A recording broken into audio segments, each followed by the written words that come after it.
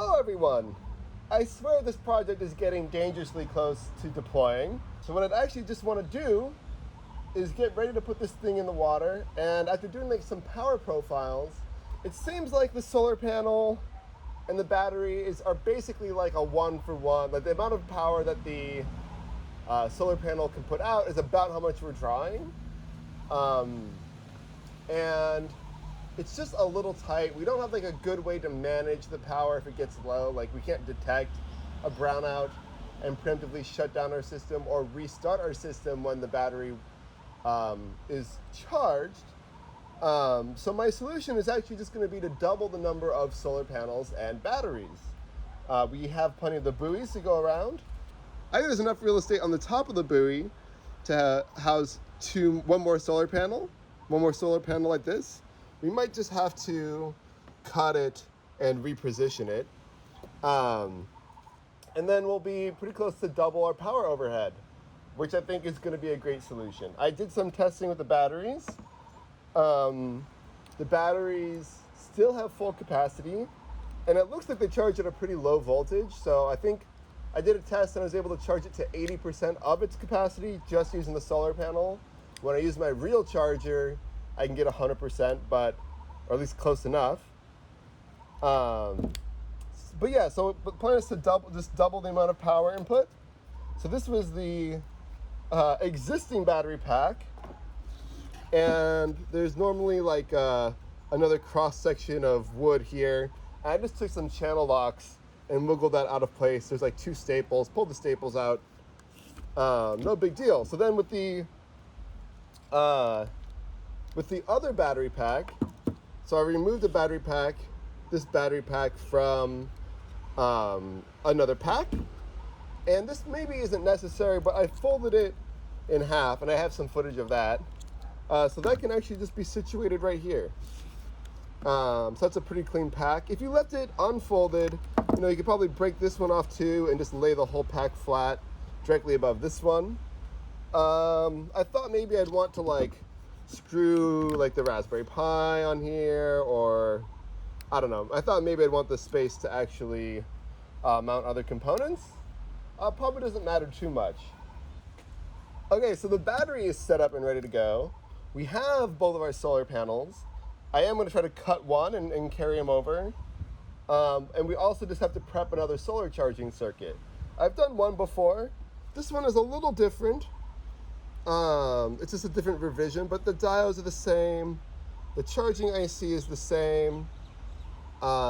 It's just a little bit of a different layout, so I'm pretty sure we can work our way through that. And then on the output of each power rail, it goes through a diode anyway, so whatever battery pack is lowest shouldn't be output into the bus. I'm not like an expert. Maybe that makes like some really nasty switching conditions. I don't know, but I think that it should be safe. So we're just going to give it a go. So this was the plate from the first buoy, but it has all of these sprues on it and doesn't really create a nice flat mounting surface. This one with the updated revision is just like a flat piece of acrylic. Don't know what's going on over at the factory, but this will be a lot easier to mount like Raspberry Pis and things too. So I'm actually thinking I'm going to keep using this one, and maybe we'll cannibalize this one. So with that in mind, let's pull the solar panel off. We're going to keep this connector. Really not a lot to this. It's 3 screws.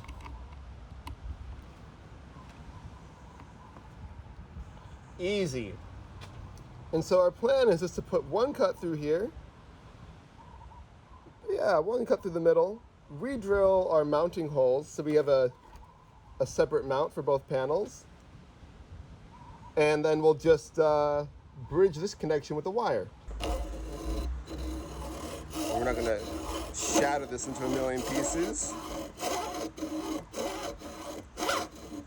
Delicate. Oh, come on. There we go. Absolutely no problems. That was super painless. I think we did no damage there. Something like that doesn't look too bad to me. We have the solar charging circuit over here, the GPS circuit over here. I'm trying to save both. In order to do so, you start in at this corner at the top, and you do have to just come in a little bit to protect the GPS, and then I think you can kind of just go straight down here.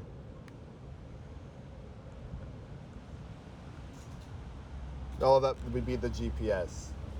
Hopefully. And then for the solar charger, it's actually really not hard to cut through any of these components. On the previous revision, I think I cut through some of these bigger capacitors, but you know, we really could even keep it like this close. Okay, and we're just going to start with that GPS corner cut. Just tuck in here a little bit. Make sure we're going to clear the GPS antenna. The center patch is right there for the ceramic on the back. So we'll see how intense this is.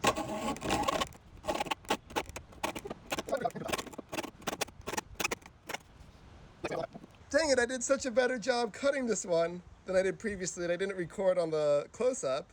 But here's the regulator circuit in question. That's the regulator. These are the plugs for the batteries. There's the solar panel. So I cut it a lot closer this time. Let's plug in the solar panel right now and test it out. Okay, it's definitely not the sunniest day today.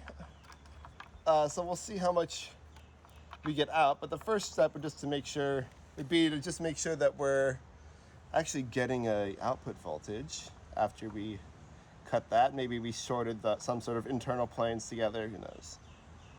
We'll plug in the battery pack and see if anything blows up. That is the official procedure.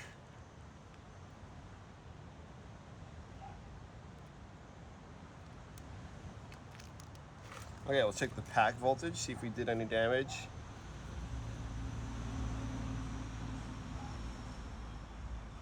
Uh-oh. Maybe we did some damage.